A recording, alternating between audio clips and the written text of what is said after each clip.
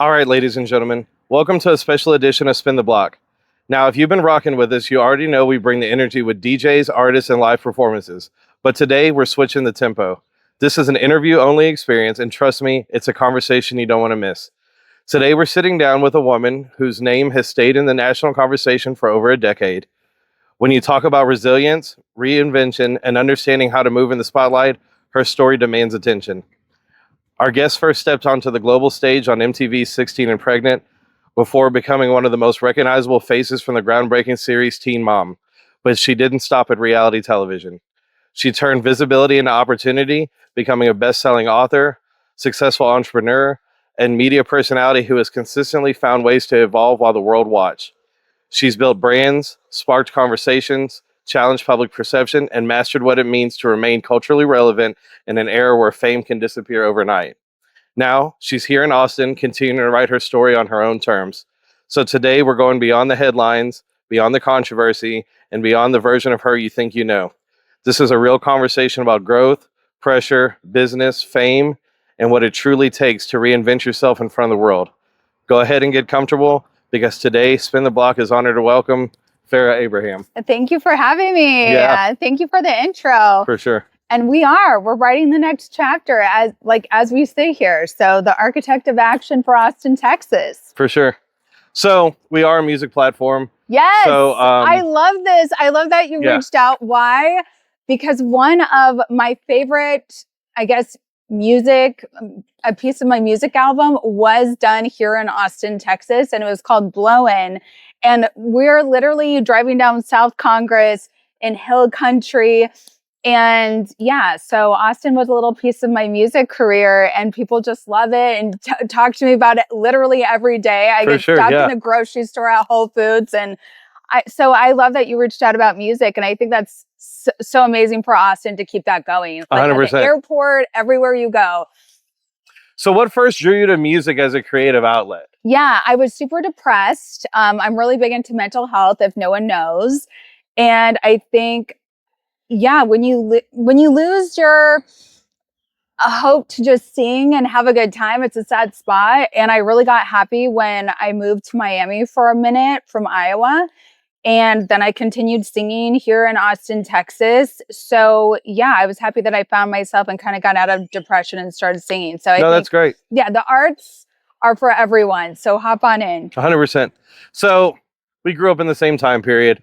Who were your big musical influences when you were growing up? Oh, goodness. Were you a Christina Aguilera girl, Britney Spears, NSYNC? Where were you at? we were like the Disney generation. All the kids who came out of Disney. You know, though, I still love like Frank Sinatra. I still I was raised a lot by my grandparents, and Frank Sinatra was always on. My parents loved Christian music. So all of your Christian, like 3 Days Grace, all of your Christian artists. Good. But yes, Pink, Christina Aguilera. I just wasn't really a boy band girl, even though all my girlfriends were. I'm not really. So I wasn't like sold on the whole Disney thing, but I was sold on like strong independence and like that kind of voice when it came to the women and like the mainstream music artists. Sure. But there are tons of non-mainstream artists that our generation was raised on. So like I think even like Jeffree Star had music back in the day. Like just weird different people. Right. Yeah. Most definitely. For sure. So hold on a second. Speaking of music, what was it called? A Rip Snare? Or there was Napster. So Napster, oh my God, this was like the generation where you could like just rip off music. LimeWire, Napster, shout out to that generation. Yeah. MySpace, I miss you. Oh, most definitely, yeah. So you said music was part of your mental health journey. Yeah. Where were you at, and when did you realize that you needed to record your own music? I literally left Iowa and found my independence in Miami. And there was so much music in Miami. I think I was like with Trick Daddy, Trina. I mean, I didn't realize my fame was so large, and I could literally just walk into anywhere. And if I wanted to record, I could. And I think coming from Iowa, where no one really, I was, doing voiceovers for TV shows for a lot of seasons. And I just really needed that. And so I found it. And honestly, it really helped my daughter. And my mom got into music. Shout out to Deb's OG. So you know what? The ripple effect, by you finding your voice, by you having fun, playing with stuff, even though it might sound like not perfect, but just go with it. I think it's really helped a lot of people. So I'm happy I did music, and I will always play my songs. Yeah.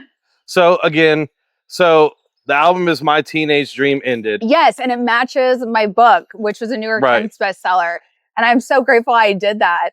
So I understand it's again your mental health journey, but how did that come together as a concept for the album? Is it where you were at in life and you kind of had to get some stuff off your chest, or? Yeah, I think like the book wasn't enough. I think you write and you do an amazing book. Oh my God, that book has my heart. The audio book, it has my heart. It's my best friend.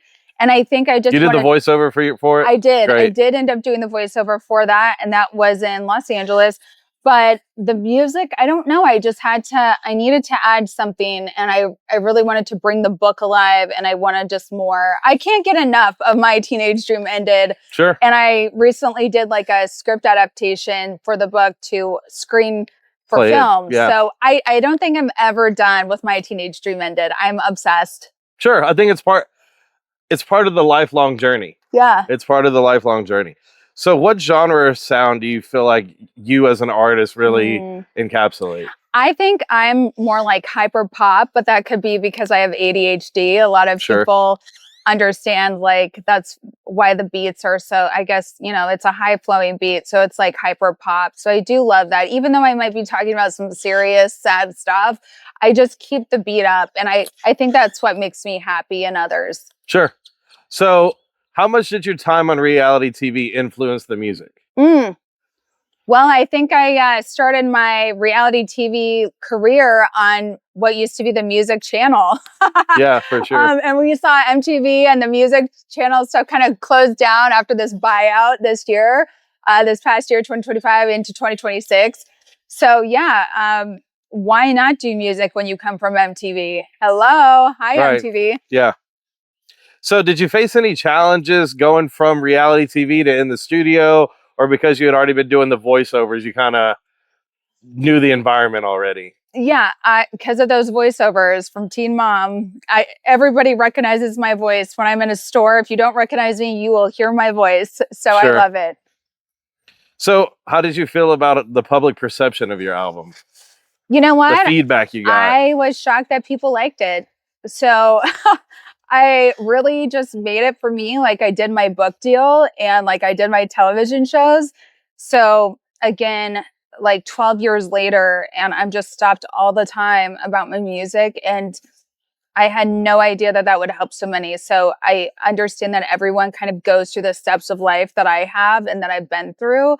And I'm happy that it encourages everyone else to make their own music, everyone to like be creative through a sad time. So it's real. And I'm happy I could support however I can through the arts. So you mentioned Frank Sinatra. Oh, yeah. You mentioned Pink. Oh, yeah. Are there any musicians today that you admire, or any that you want to work with, or anything like that? Well, I believe the music business has drastically changed since I learned about music and knew about music. I would have to say I've kind of distanced myself from music just because of all of the criminal behavior from musicians. That's real. I want nothing to do with it. I don't need to hang out with people who can do like sex trafficking or any of those behaviors.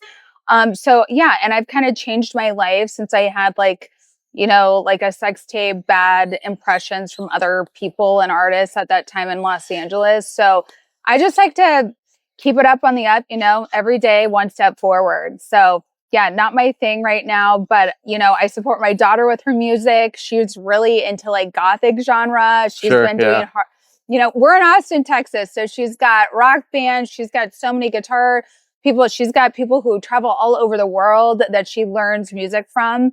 And even though that may not be so public, she's going to have her own tour maybe one day. And I'm the mom to support her. Definitely. So is there a possibility maybe a Christian album down the line? Oh my God. I would love to do my Amazing Grace. I would love to record. I'm getting ready actually for a surgery. I'm actually doing like a double jaw surgery, and I'm literally going to have my jaw shut for 2 weeks, screwed shut. So that's kind of been like really why I've just struggled to keep up with music because of my arthritis in my jaw. But sure. After that, you never know. I might be singing and not in pain. So that's a good sign. Sure. So which project in your artistic career are you most proud of? Man. Well, I'm going to say it. It's going to be My Teenage Dream Ended. My book literally, I can't even say this enough. Like, it's bringing me so much work even this year, and all of my other developments in TV, film, scripted, and reality television that's coming up. I don't know what it is, but My Teenage Dream Ended. That IP is just mind blowing to go back and visit. Sure. And everybody loves it. So I will never, the book. And I'm even working on a second book. Like, my literary agent's like, it's time for a second book. Like, you have follow it up, finished a huge part of your life and your chapters, and it's time to, share some more. So I can't wait. So do you struggle to balance like yourself to express yourself from an artistic perspective and with the public expectations that you have? I think the struggle between artistic and business is really like the thing to balance. Like, I am so busy with business that sometimes, like, artistically, I put that to the near side, but also like health-wise, I shouldn't really be singing and like overexerting my jaw by any means the last 5 years. So then I just fall right into business. So I love that I don't have to talk so much in business. Sure. So because of those public perceptions of yourself, like what myths are there about you as a creative person that you really want to just put to rest? Because it sounds like, because I didn't know this, it sounds like you're doing all your own writing. Yeah. It sounds like you're writing your music, you're writing your books, you're doing your own voiceover. Yeah. Like, it's really hard to poke holes in that. You're doing the work. I like to be involved, even if it fails or if it does good. It's life is about learning. And I think if there's negativity to say, I really just don't care. Again, I do things because I want to do them.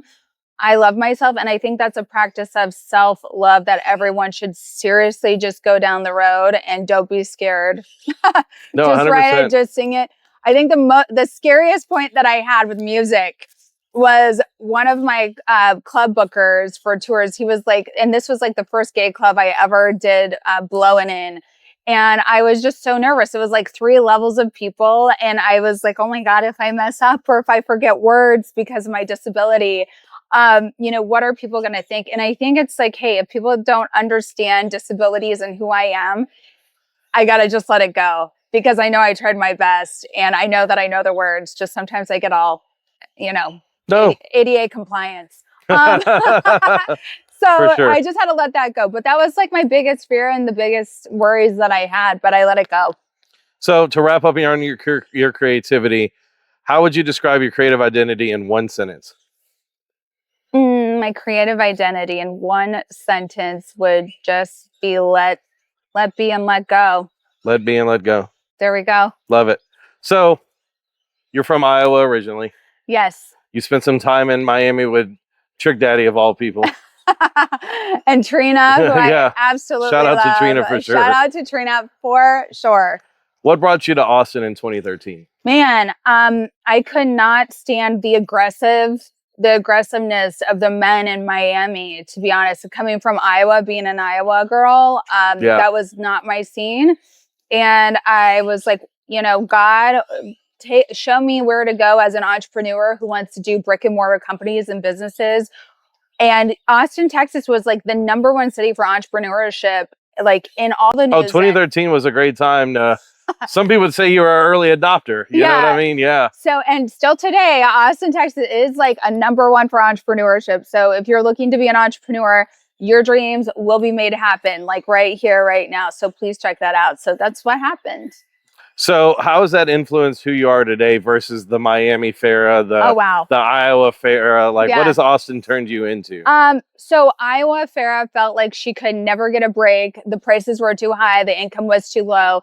Miami, it felt like usurious. Like everything was very usury. You know, you have like it's a great word. You have like high luxury, but then you got high crime, and it was very hard for that divide. It was, but in Austin, everything just seems like low key. We will work this out. We will figure this out. Everyone stays to themselves, and that helped me just focus. And you know, I own properties. I had real estate portfolios. I had 3 brick and mortar commercial properties. I was doing 3 TV shows, international shows. And Austin, I could do music, television, brick and mortar companies and business. I literally did everything. And I was, I think, like 24 and 25 then. So yeah. So you speak very highly of Austin, obviously. What do you love the most about living here? I like having peace, quiet, and leaving me alone in Austin. That's why I love Austin. Again, people have their own lives and they let you have your privacy. And I can't say that enough. It means the world to me. It's priceless. It's priceless. The peace is priceless. Yes. I'll give you that. And I feel like I got to get back to Austin because it's really made me a happy person. I moved back to Austin 4 times. So I know I really like Austin. Yeah. No, this is your city. So have you faced any challenges since becoming a resident here? Oh, gosh. Me? Challenges in Austin? Yeah, I've definitely faced challenges in Austin from people like wanting to take my horse out of my yard, the city calling police on me. You know, everything has challenged me in Austin, Texas. Every department's been called on me. And I think that's why if I can survive every difficulty department, then that means I know what I'm going into for politics, candidacy, and helping the city become a better place for single mothers, single fathers, and children. So in the background of this grand painting of the life that you're forming for yourself, you're still raising your daughter. Yeah, my daughter's about to turn 17. How has that shaped your worldview? It's helped me be the best person I can be. It's helped me help others live their best lives with their families and, you know, making their own lives and helping wherever I can. So I thank my daughter for that business sense. Yes.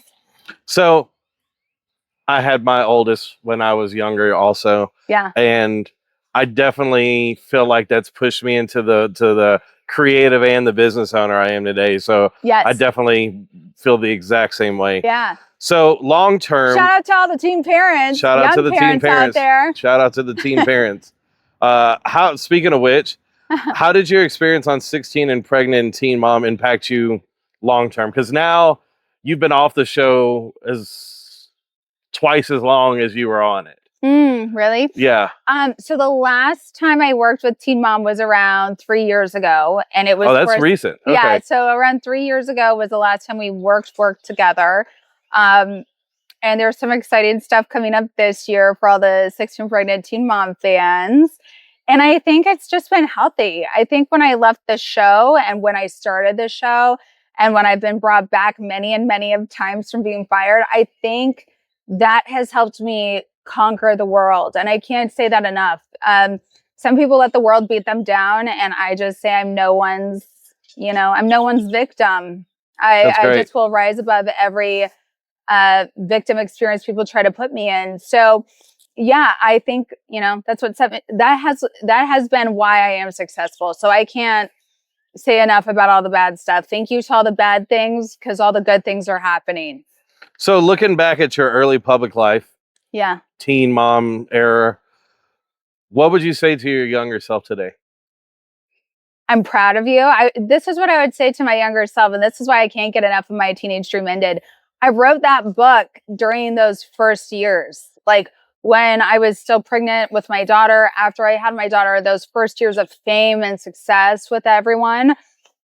And that woman that she was becoming, that I reread about, that I write scripts about, that I sell IP for today, that girl is the girl I always want to be. She is fearless. She just says the truth, no matter how hard it is, no matter the manipulations, the power plays over her. And so the control trips, yeah, I just say keep going because like you're my hero. That girl is my hero. Yeah. That's wonderful. So you've been involved in so many different industries, reality TV, writing, music, business. Yeah. How do you connect all those dots? Well, you know what? I learned a lot about myself, and I didn't just, everyone likes to say choose one thing and go with it. Sure. But I ended up learning that I have ADHD attentive disorder.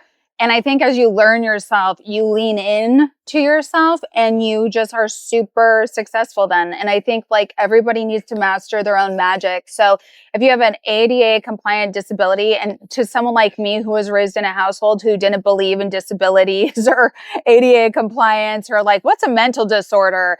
And sadly, a lot of public schools operate like that, and it misleads our children. And I was a public school kid and I was very misled. And then one day I just started leaning into it. And that's what made me be like a global famous brand and kind of enterprise myself. So I think that's how you master that and lean into your gifts and make them magic to everyone who's listening. I really do believe that you can't be that until you know who you are.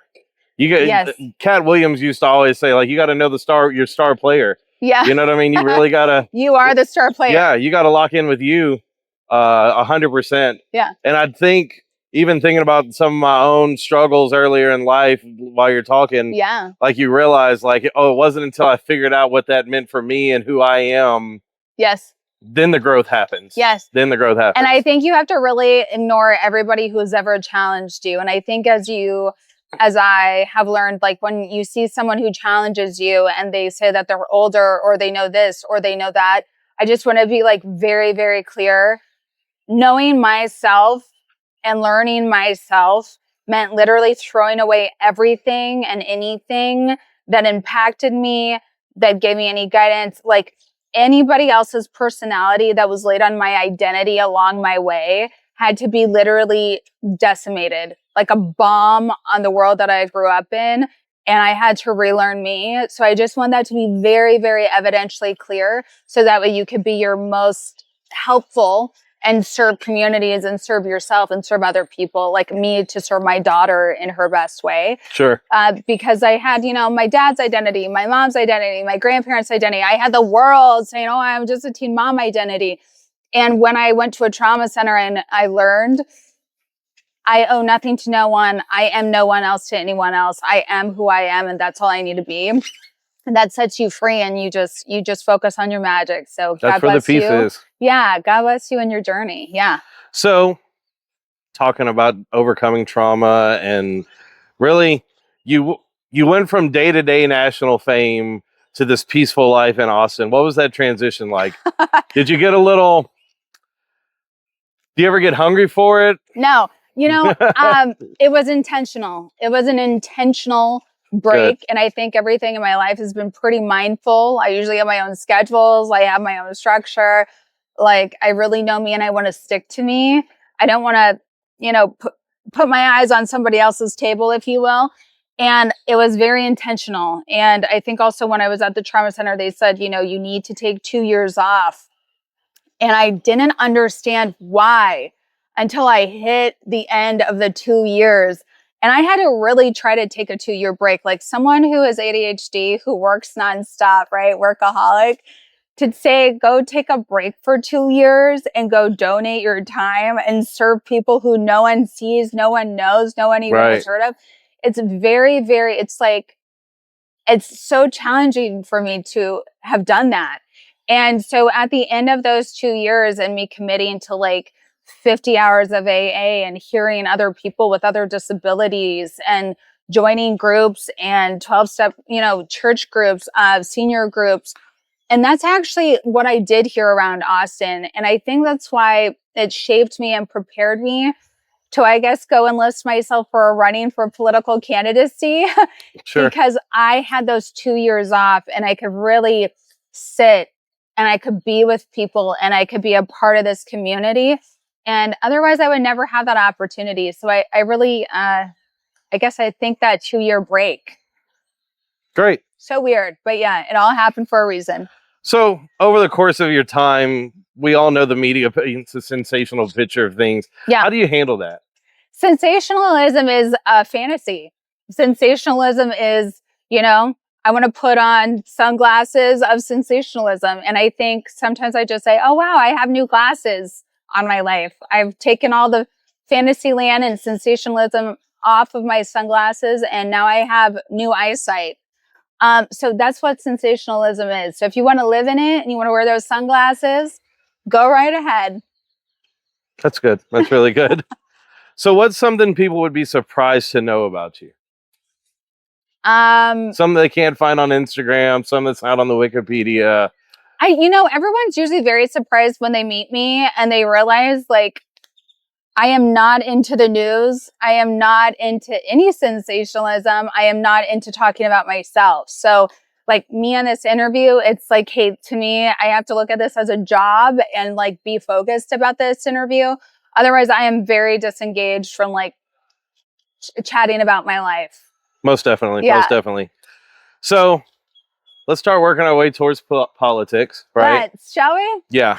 So what inspired you to enter local politics? Yes. So like I mentioned, I really gained a lot of insight from 2 years off of work in serving communities, whether that was Drive a Senior, helping homeless, being on 12-step AA calls. And so that's what really helped me get into the Austin community and want to give back instead of just being like, oh, I took 2 years off. Let me go keep being a star and keep doing international business.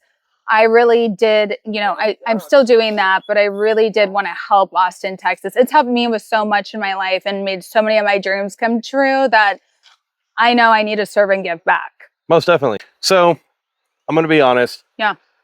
I found out about your political journey when I saw that you're running for mayor, and then we pivoted to city council. Can you kind of walk me through the timeline on how you went from Farrah for mayor to Farrah for city council? Yes.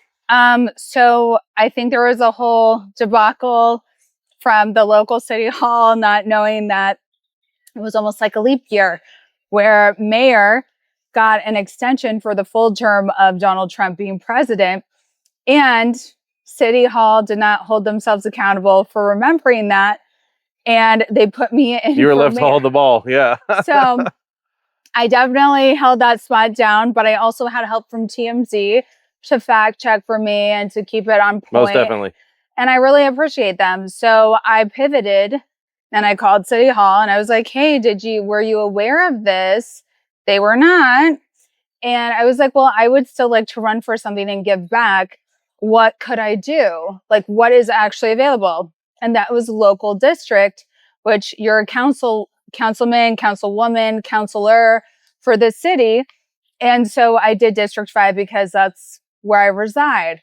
And it's just been drama ever since. And I think anyways, regardless, whether I wanted to be mayor, city councilwoman, or a governor or something else in Washington, D.C., I think you just do your best. And if there's hiccups along the way because no one's being held accountable internally in government, it's really a free-for-all. And I think that's what helps me even want it more to be honest with you, was how is it a free-for-all? Like, where's our district lines?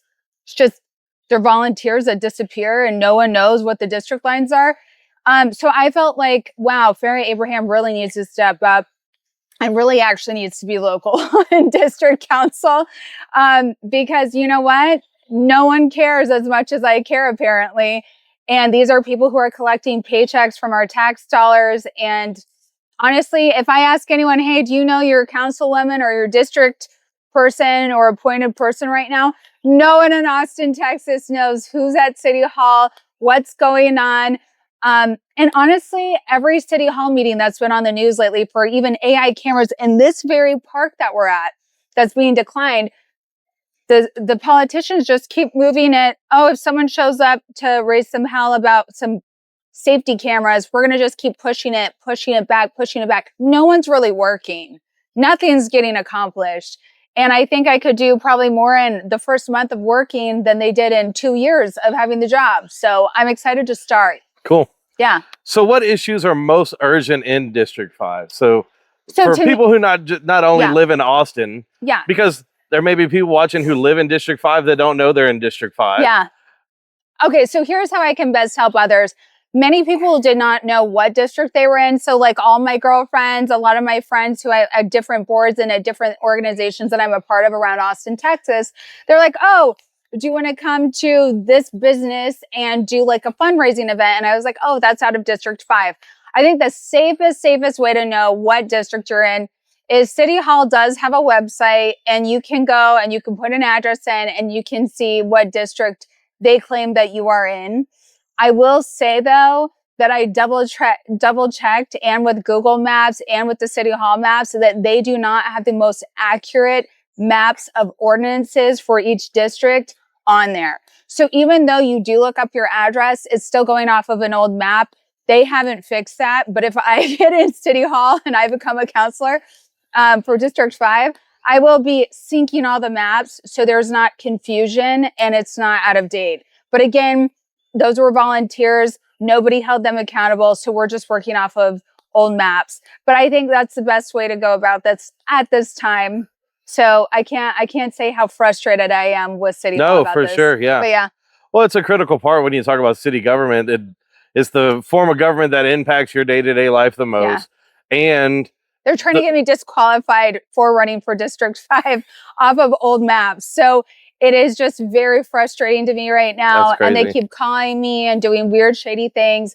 And again, I just have to say, you have to have someone step up and say, stop like the behind the doors manipulation, because that's really what's running this city right now. And honestly, nothing's getting done, and it's a free for all. And people are just collecting paychecks that shouldn't be getting paychecks right now.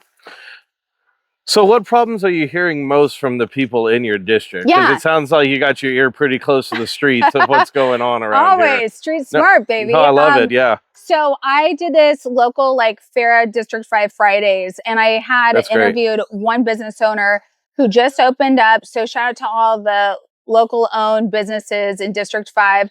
It was very much about drug use on the streets. We need more, I would say, 12-step centers that can help it for those who want the help. Also, fixing streets, the bumps, all of those things that taxpayers always want fixed. The streets are never not being complained about, but also home and affordability.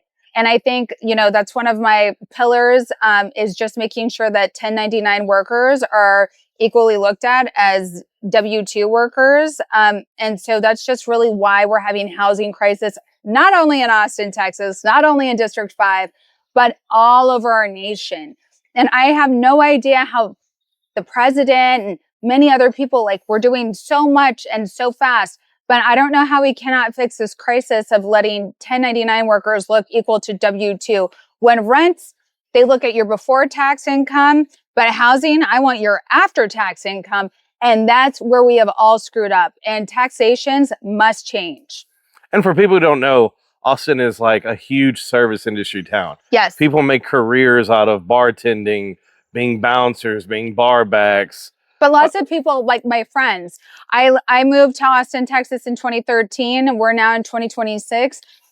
The majority of my friends can't afford to live, let alone downtown, but they can't really afford to live in Austin. And to me, that is because of one 2008 law that we're living in taxation of housing on. So if you took out a 2008 law, then you would have more people owning homes today, and you would stop looking at people's taxation as a form of getting a house. When everybody else is using bank statements to get their homes and properties. So basically what the law is you're paying a jumbo loan down payment without a jumbo loan house, because we have a 2008 law and it's out of date for taxation and affordability. So that misplaces the whole economy, of which I would totally change the second I got into local district or just pillar programs so I could get everything going, and then hopefully nationally. You definitely have my attention. I know how to get it done. Yeah, no, for sure. I know it. I see it, and it's here. So we were talking before we got started, and you were sharing your political philosophy with us. So share it with everybody. Oh, yeah. I mean, I just say the architect of action. So define that for us. Yeah. I figure out the fastest way to get the action done. So I'm not really one for promising and talking, and even now talking about it. Sure. I'm just more like, okay, I'm going to just go action. So that's just why I say the architect of action. I don't do the promises. I will just go action it. And I don't need anyone holding my hand. Sure. Cut out the middleman. Yeah, I got you. I'll go get it done. You seem like the go straight to the source type. Yeah. Like I said, ear to the streets, really addressing the problem head on. Yeah, I love that. Yeah, and I mean, what's not to love about like a brighter future for family planning? These are just some of my pillars. Veteran bridge, so like veterans aren't waiting for health assistance, making sure, you know, if anyone's having drug issues that they can go be helped, so that you can own a piece of property in Austin, not just operate a business and be on a hamster wheel of making money. And these are just common things that I know every day we need, and also for our elders so that they can live in a healthy and safe environment. So those are the majority of my pillars for Austin, just a healthier, happier Austin for every single person here. So I do spend a little bit of time in the news and on social media. Good. What do you say to the people who question your political experience? I don't know. I don't know if there is a question on my political experience. I think I've overcome all the toxic hatred that one person could handle in their lifetime. Oh, I couldn't agree more. And so if you could handle that, and you could walk in my shoes for the day, you get back at me. But for the most part here, the politicians like to disappear and stay quiet. And you can't really have that if you want change in action. So how do you believe your background outside of traditional politics helps you serve everyday people? Oh my gosh. Well, I can't say enough about 12-step principles. If you know the 12-step principles, you know that is all you need to serve, to influence, and to help anyone and everyone. So 12-step principles is beyond addiction. It's a way of life and living. So that is how I know I'm the best. I have 12-step principles and training, and I live by it. So if you hear someone live their lives by that, you know they are the best person for the job, hands down. And make sure to hire those who know that. So I'm going to go ahead and speak it in existence. Yes. When you get elected, give me 3 things that you hope to accomplish in your first year. 3 things I hope to accomplish in my first year. Number 1, I am fixing this housing crisis. We're taking out a 2008 law. We're making sure that bank statement loans are equal to W-2s, W-9 workers. And we are making sure that veterans are not on long lists for health and happiness. I have got to fix that immediately. They've served our country. We need to serve back to them. There's a lot of veterans in Austin. Yes. And also our senior communities with their housing, respectfully, like they need to have health and wellness where they live. It's everywhere. And I see that that's affecting our elders so much. And then family planning, the Brighter Futures Act, from 16 and pregnant, teen mom, I'm making sure that egg banks, sperm banks, you need help with anything and everything to start your family and to plan it right. I want to make sure everyone's included who can procreate. That is, you know, my number 1. So like I feel like all 6 of my pillars and everything that I know, from business to family planning and safety and health, and funding safety and health, because I know a lot of people are like, police aren't showing up when we need them. That's going to be handled immediately. So the first month, what will I not get done? Right on. So you were talking about public safety and community policing. Yes, always. Looking on your website, that really brought more questions for me. What are your views on community policing? So I want to just say my views on community policing or safety. As a person who came from Iowa, every time you pick up the phone and you call, someone shows up immediately. Okay. In Austin, Texas, everybody is highly aware right now that when you call the police, they say to go make a police report online and they don't show up. They also, like, if you have a car accident like I've had here, if there's no one bleeding, no one shows up. And your insurance is like, oh my God, there wasn't a police report. So I think for me, petty crimes keep getting pettier and pettier. You have CVS's complaining that people are going in and just stealing all sorts of stuff and running out because they know that they can get away with the petty crimes. I am making it so that we have enough funding so that maybe local stores, they just have security and police available. Like if they need a grant for that, I'm here to make that happen. I'm here to make sure employees feel safer at work. So I can't wait to have more funding for safety, for police, for security. Everyone needs it. And as a woman, I'm sorry, I must test the boundaries of safety because I'll just be walking outside on the sidewalk and I'll be, attacked or yelled at or something. And there's no security. There's no people. So I do tend to go to the businesses that have security and have police outside because I just don't have time for all the mess. And I know lots of women are complaining and telling me this every day. Most definitely. Yes. It's not just an impact to public safety, but it hurts the economy. It does hurt the economy and the stealing, again, the petty crimes. We can't operate in debt. And I am just trying to simply remove debt. I'm trying to remove crime. I just want everyone to flow in life. And that's all I'm here to do is help everybody have a rhythm and flow and enjoy your lives. It's also really expensive to have the security outside your business and the extra cameras and stuff like that. Yes. So yeah, it has so much impact. So let's see what we can do. Hopefully we can get some business grants. Yes. So what do you want voters to know that you don't see in the headlines to really capture your campaign? I don't know what people see in the headlines, but I have to say, if you vote for anyone else, you don't need a therapist. You need someone of action. And I think other people who are running for the same District 5 seat, they say that they listen and they don't say that they action. And I think that's all you need to know is someone who has lived a full life, who has raised an amazing child, who has overcome mental health, severe struggles, and is living her best life and bringing abundance to everyone and everything around her. And that is a person of action. So I will not just be collecting a paycheck and sitting at City Hall meetings. You will be seeing immense changes. I hope that your life flourishes from me being here. And if I can only give 2 years of my life to this, I will give it my all. Last question. If elected, how would you balance political service with your creative and entrepreneurial work? Well, I think we all know balance to me is very easy because I love to work 24/7, 7 days a week, and no days off. So for me, a 40-hour work week, if City Council even works 40 hours a week, that is nothing to me. I look forward to just being present and being there when I'm asked to. But otherwise, yes, I will be on sets of films that I'm writing. I will be on sets of TV shows. I will be bringing more business from entertainment and networks to Austin, Texas. So yeah, you'll be seeing me around and I love that. I can't wait to meet everyone and see everyone. What else can you ask for from someone? Well, nothing Farrah, else.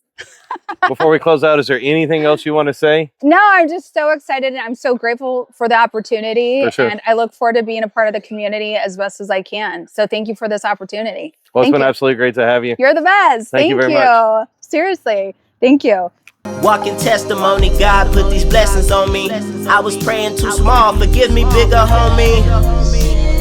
Never do that again. You knocked it out, I didn't have to swing at they chin.